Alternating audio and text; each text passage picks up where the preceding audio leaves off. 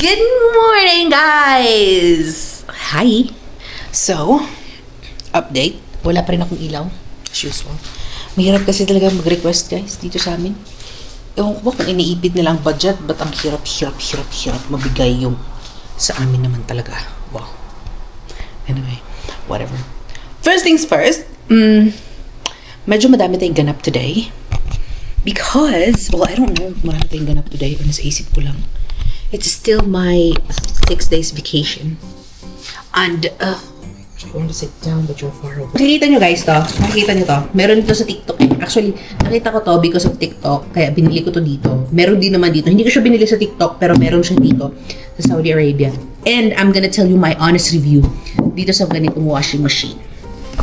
But before that, you know the drill. Ferrous in the morning with vitamin C. So, let's prepare our orange. Okay? Come.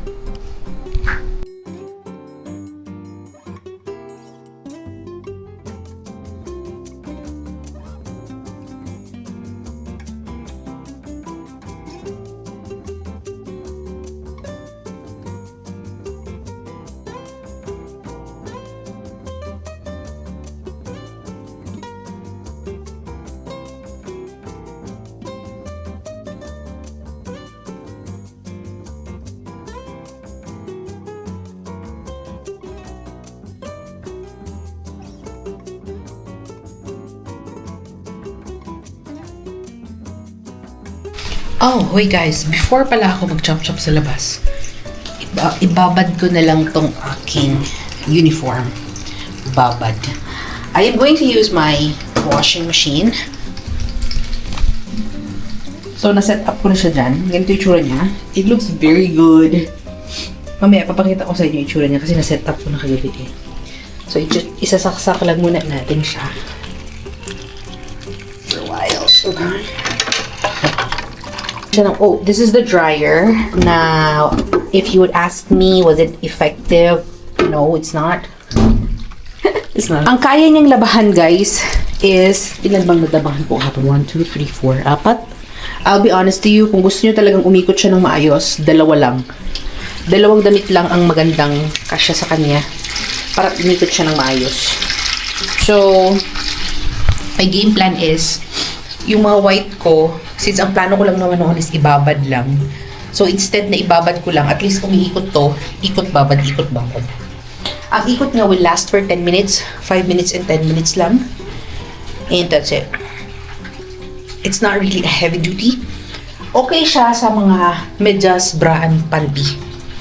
Feeling ko okay siya. Hindi ko pa siya na-try ng medyas, bra, and panty kasi nakalaban na kasi ako ng medyas, bra, at panty ko.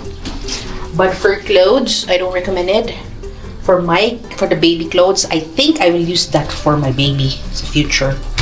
Para hindi maganda wala yung niya. Yung clothes niya. So, dito siya nagde-drain.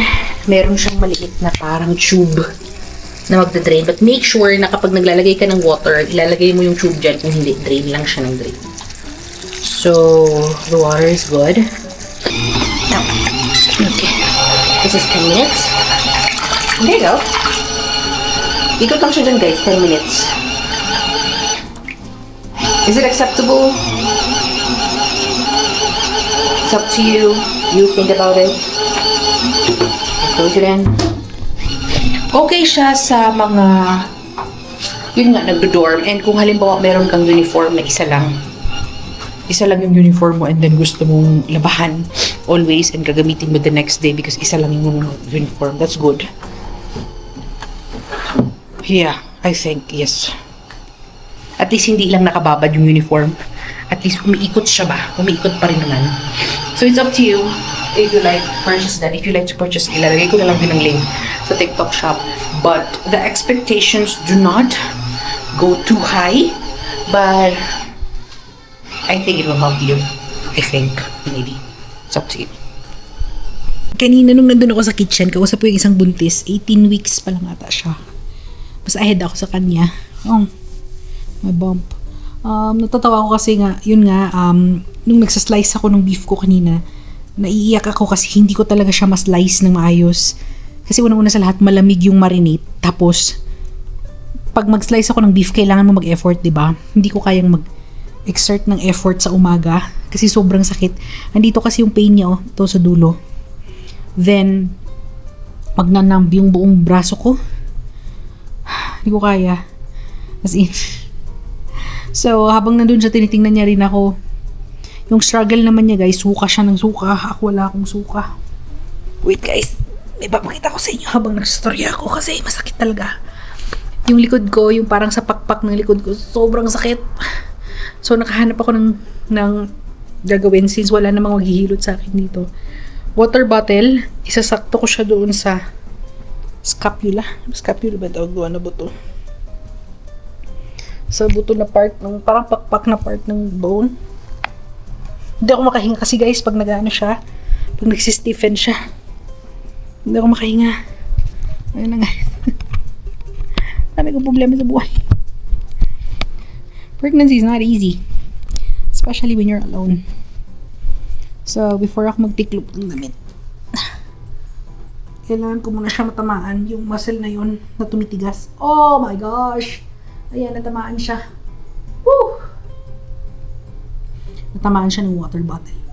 Thank you Lord God. Kasi kung may kasama sana ako na like, nandito lang sa akin, yung ginagawa ko is pinapapisil ko, pinapaikot ko doon sa part na yun, tapos parang may nare-release ng something. So, kakahinga ako ng maayos. Tapos parang nararamdaman ng buong kamay ko, parang may dumadaloy na dugo pag na-press yung part na yun. Ow! So, ang ginagawa ng water bottle ko, na matigas, parang siya yung nagsisilbi na nagpe-press doon sa... I'm so sorry guys, I can't speak. Sobrang sarap. Natatamaan niya kasi. Thank you Lord. Yes, so how do I sleep? How do I sleep na nagdanamb yung buong kamay ko? I am sleeping in a semi-sitting position. Like parang paupo na mataas yung ulo ko. Bakit? Kasi I need to put both of my hand. Ganun lang siya dapat. Natutulog ako. Hindi ko siya pwede ma-fold kasi pag ma-fold siya, pagkagising ko, walang maramdaman yung buong kamay ko and it's very painful. Alam niyo yung feeling na nag-cramps kayo? Sa paa? Na parang matagal kayo nakaganon. Ako guys, hindi ko kailangan matagal na nakaganon kahit 10 seconds lang sakit na. So that's life. That's part of my... Tinanong ko yung OB ko, sabi niya hanggang panganak mo yan, ganyan. So you just have to drink your vitamins. So far, my legs are okay. Oh my gosh, when will my legs be affected? I don't know. But so far, the pain... Ito, grabe. Wala akong maramdaman. Hindi ko kayo maramdaman. Pag ibababad ko tong kamay ko sa init tubig, sobrang sarap. Pero wala akong maramdaman init. Pero sobrang sarap. Yun lang maramdaman ko. Andiyan lang yan siya guys. Ganyan lang siya. Diyan lang siya sa, yun dyan. Kasi napipress niya yung may part na masakit sa akin. Para akong nasusuka sa sarap. Yun nga, yung kasamahan ko na isang buntis, habang na-express ako ng self ko pag gabi, ganun daw makatulog, minsan naluluha ako kasi nga, masakit. Nagpe-pray naman ako guys, nagpe-pray ako, humingi ako ng tulong sa Panginoon kasi hindi talaga siya makaya guys, ang tao. So, natatawa ko kasi sabi niya, alam mo ako kagabi, di na ako makatulog kasi nag-heartburn ako, pero hindi ako makainom ng tubig kasi masuka ko yung tubig. Suka-suka kasi yung problema. Dami namin problema guys. Dami problema ng buntis. Pero if your pregnancy right now is free from all of this, in which it's possible, kasi yung kasamahan ko sa kitchen, si Anifa, pati mama ko, nung pinagbubuntis ako ng mama ko, wala daw siyang naramdaman ni isa. Praise God. Be thankful and grateful because you enjoyed your pregnancy very good. Sarap sa yes guys, that's the reason why I don't vlog, because I have a lot of problems. Pero mas grabe yung dati guys, hindi talaga ako maka-vlog dati kasi yung polyps ko dugo ng dugo, so wala talaga akong ginagawa kundi humiga lang. Alam nga naman, kita niyo yung content ko, nakahiga lang, diba? Yun siya, higa talaga ako to the highest level. Ngayon naman nahihirapan ako humiga kasi nga hindi ako makarest ng maayos kasi ganyan na yung hand ko. Pwede ka bang mag-side? Tapos sabi pa nila, ang position pa ng buntis is left-sided position. Pwede ka bang mag-left side na hindi nakaganon ng kamay, di ba? Well, Marunong na ako, guys. Alam ko na paano mag left side na hindi ma-fold ang hands. That's one of my talent. Magiging talented ka talaga, guys, para mag-survive ka. Kasi mag-isa ka eh. Survival of the fittest. Buntis edition. Hello guys! So, katatapos ko lang maligo and Omega is the key to success. Naglalagay ako dito kasi di ba sabi ko sa inyo itong part na ito tumutunog pag ginagano siya tok tok tok. Tapos ang pinahinga ko siya ng 1 day kahapon, hindi ko talaga siya kinalaw. Medyas lang to guys kasi wala akong bandage. Sa ospital magpapakuha pa ako. Ang tawag dyan? Yeah, inimobilize ko siya, hindi ko siya ginalaw kasi I don't know what's happening. I'm afraid baka maputol na lang bigla yung kamay ko kasi talagang sobrang, parang alam mo yung brittle niya, sobrang brittle. Tapos, ngayon ang problema, kapag wala akong splint, parang walang support na nag-hold. Pag mali yung ginawa ko, parang may rotation ako na ginawang mali. Masakit na siya. Hindi na siya yung normal na sakit lang. Like, para siyang masakit na na-injured. May ganun. So, I need nung tinanggal ko siya nung naligo ako, nahirapan ako maligo kasi kailangan ng support, kailangan siya ng splint. Parang to hold, para isa lang yung direction. Kaya kong humawak. Pero kung halimbawa hahawak ko to. Kita niyo ba? Or sige, halimbawa hahawakan ko to. I need to make my hand straight and then hawakan. Hindi ako pwedeng mag-move ng or mag-flex ng hand kasi masakit siya. So, lalagyan ko hanggang dito para yung support niya is talaga like hindi ako magkamali ng ikot ng kamay. Sakit kasi siya guys. I think this is also related to my pregnancy because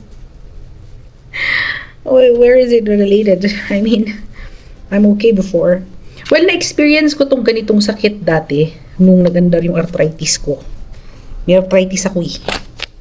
Borderline. Before. That was, I don't know, 8 years ago. And then it never came back. Oof, that felt good. Buong gabi, kinip ko siya para pag matulog ako, hindi ako magkamali ng movement. And ayan, kapag nakasplint siya, medyo helpful siya sa akin. Kaya kong mag-shampoo, ganyan. Pero pag wala akong splint, hindi ko kayang galawin. Kasi walang support yung dito ko.